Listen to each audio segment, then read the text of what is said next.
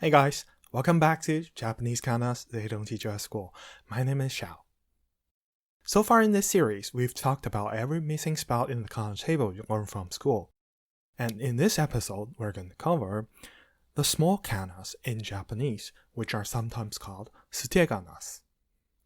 First, let's quickly go over the 5 categories of small kanas commonly used in today's Japanese. First, we have the small ya, yu, yo for yon, and the obsolete small wa, vi, ve we have talked about from part 1. Then we have the small tsu for sokun, which is like a short pause. Up next, we have the small 🔐🅑𝅘𝅥𝅰 for loanwords and for names. In case you're wondering if you want to spell the sound vi, ve, or ye in today's Japanese, you can do it with these kanas. These sounds are still used for loanwords, such as Wikipedia or the web. Up next, we have the first usage of small kanas that's a bit advanced. The small ka, ke, and ko are used for counting things. The examples here reads 3ヶ月, 2箇所, 1個. This may feel like a foreign concept since in English you don't do such things, like counting months with a word, but in Japanese you do.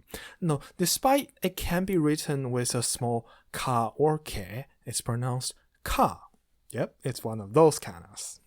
The small ko is a bit rare, but it's documented. I've personally seen it on handwritten signs marking prices of things in small local groceries, like 100 yen per orange or whatever. You might know small tsu is also used for counting things like 1つ、2つ、3つ.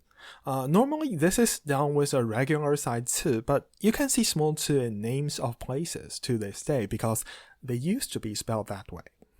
Compared to tsu, ka or ko is a Sino-Japanese way of doing pretty much the same thing. Hence, the numbers are always read with their onyomi, the 123 system, instead of the hifumi system. And don't you tell me this is complicated when your language features words like first, 23rd, quadruple, or the worst of them all, September. There's another use for small k, which has a completely different meaning called a connector. Basically, it connects something to a noun to make a new word, and it's pronounced ga when used this way. Again, not ke. How intuitive. The examples here reads 関ヶ原, 戦場ヶ原ひたぎ, 市ヶ谷. Basically, this just connects two things to make a new word. For example, 市ヶ谷 means the market valley. In this sense, it's used like no, although today this usage has since fallen out of favor, so you only see it in names.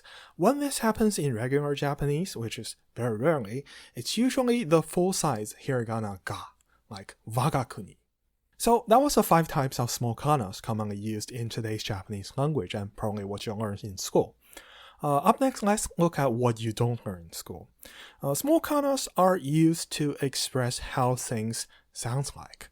In here we have an example from a manga. You can see the small wu after desu and the small ka after desu ka. In this scene, she's kind of trying to butter him up, and these small kanas express that way of talking. It's probably difficult to explain this to someone who never heard of it in real life or in anime. This has been seen as informal in Japanese, but still it's pretty common in places like comic books or light novels. So I would say there are definitely valid and very useful expressions, just perhaps not to be used with your teacher or professor. Now, what sounds do they make? They just make the sound stretch on for a bit longer, like the dash in katakana words. But really, you have to hear it said in context to get the nuance. Depending on the word it's being used in, it can be a hiragana or katakana. It's just gonna be the same as that word. And there are some words that's almost always spelled with small kanas, like てめえ, which is a derogatory way of saying you, the second person singular pronoun. The small tsu is also used, as we can see here, which is fairly straightforward. It just means a skip, as it would normally. Sometimes it can be confusing when it happens at the end of a sentence. What this means is just a sudden stop, usually after some sort of exclamation. If I had to explain how this works in English, imagine someone scared and see them go like that. There's a sudden stop with like it's written with like GASP, which is I have no idea why it's written like you don't actually pronounce it. Anyway, it's a sudden stop. There are words regularly spelled with a small 2. For example, chi with a small 2. This is pronounced. It's usually classified not as a word, more like a sound you can make with your mouth. It's done to express disapproval or you're just being unhappy about someone's actions or something. A lot of onomatopoeias for sounds such as clicking, knocking, things breaking will come with a small 2 at the end because their sounds are like just suddenly stops. It makes it more pronounced. Up next, I want to talk about all the other small kanas you've seen in the table of small kanas we have today. They are small kanas for single consonants. Let's first talk about why do we need them, starting from kanas versus the alphabet. In an alphabet, one letter is one sound, so you got consonant characters and vowel characters. With the kana system, however, one kana are a combination of a consonant character and a vowel. But what if you want to write down a combination that doesn't exist?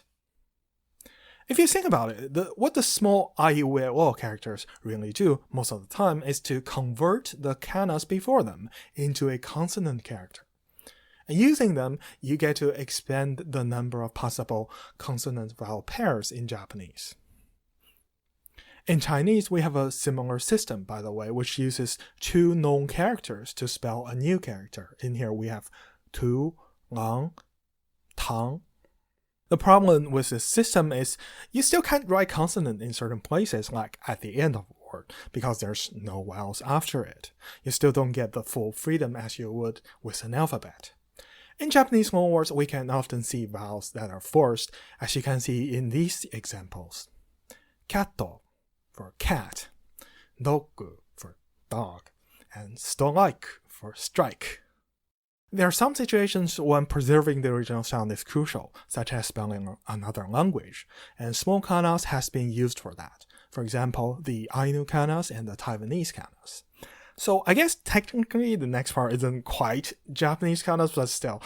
These are often made by Japanese people or made with Japanese people in mind, so I guess that kind of counts. The exact usage of these small kanas varies from language to language. So as an example, I want to talk about the Ainu language. These people live in the north of Japan, and historically they used to live in a much wider area, including northern Honshu. Before they were conquered by the Japanese, driven away by the Russians, and forced to learn Japanese and assimilate. Today, the native speakers of the Ainu language are pretty much gone, but with preservation and, I guess at this point, revival efforts, there are still some people that can kind of speak it. Let's go back to our main topic though. How are small kanas used in the Ainu language? The system I'm showing you right now is invented in 1994, which is pretty recent by this organization dedicated to preserving the Ainu culture. It's based on earlier systems though. Small kanas has been used for the Ainu language since as early as 1891 apparently. I've marked each kana along with their pronunciation in the table to the right, and to the left we have some examples of how they are used in practice.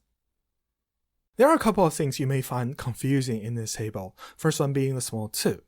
In the Ainu language, both the consonant t and what's equivalent to Japanese sokun exists, and this kana can function as either. The reader would just have to know which is which. For this reason, some people have proposed to use a small to as consonant t and leave small 2 to be as how it's used in Japanese to avoid confusion. For small xi, we have a similar situation, not quite the same. When this is used, it can sound like the consonant sh or s, depending on the situation. So when you're teaching the pronunciation, sometimes it's written as small su, and some words are said to always be spelled with a small su. The 2 rows in this table are probably the most confusing feature. Which kana gets used is entirely dependent on the vowel before them. And the reason for this is, from what I can gather, preceding vowel change how this will sound, so they are in fact different sounds. What's more confusing is, for 〕〕〗at least, for the same word, despite this is written in small kanas, it only sounds like a single consonant some of the times. And depending on the situation, they can also sound like either the full kana or even u. If you know how to speak Ainu and you can explain this better than I do, please leave it in a comment. Thanks in advance. While /'āngi/'āngi/'āngi is common in all Ainu dialects, the Saharan, or in Japanese, Kagafuto dialect, also use small ha, hi, fu, he, ho character. They are supposed to sound like ha, including the small fu character. And then last, we have the small pu for the p sound, which is the only small kana that can appear by itself as a single word in the Ainu language. There are plenty of other small kanas, and the ones you see highlighted here are just what I can find examples of. They are all for spelling something from another language or dialect of Japanese. I see some usages common across languages, such as small ku, tsu, pu are also used for the consonant k, t, p in Taiwanese kanas. But different languages just have very different sounds, so one kana can mean one sound in this language and another similar sound in some other language. Sometimes, even existing Japanese kanas can be repurposed to make a similar but different sound altogether when it's used to spell another language. This is what happens with character wo in Taiwanese kanas. Today, people who want to write down sounds will probably just use IPA. It's in the English textbooks, for example. It's just a better system. And these small kanas are more of a thing from the past, getting increasingly rare by the day. Oh, and I figure I'll mention these since they are funny one-off uses of small kanas. The God of Judaism, and I guess Christianity depending on Yahweh, is sometimes written with small ha, just to be more accurate to the pronunciation. And we all know Japanese desu is actually pronounced des, so it sometimes is written with a small su. These are all things you can find examples of if you Google, but I've never seen them in real life. Thanks for watching this video. This episode has taken way longer than I anticipated to create, mostly because the information on small kanas are just pretty scarce, even in Japanese. So I had to go a lot of extra miles to make sure I got it right. And I found some very interesting extra materials you might be interested, so I made them into 4 extended readings, each on a different topic, which are the Ainu language and culture, Taiwanese kanas, just how many small kanas are out there, and a brief history of small kanas. The next episode will be kanas with diacritics that they don't teach you at school, which is quite similar to what you've seen here today, which a lot of them are invented to express more sounds. So see you there, and as they say in my hometown, don't forget to be awesome.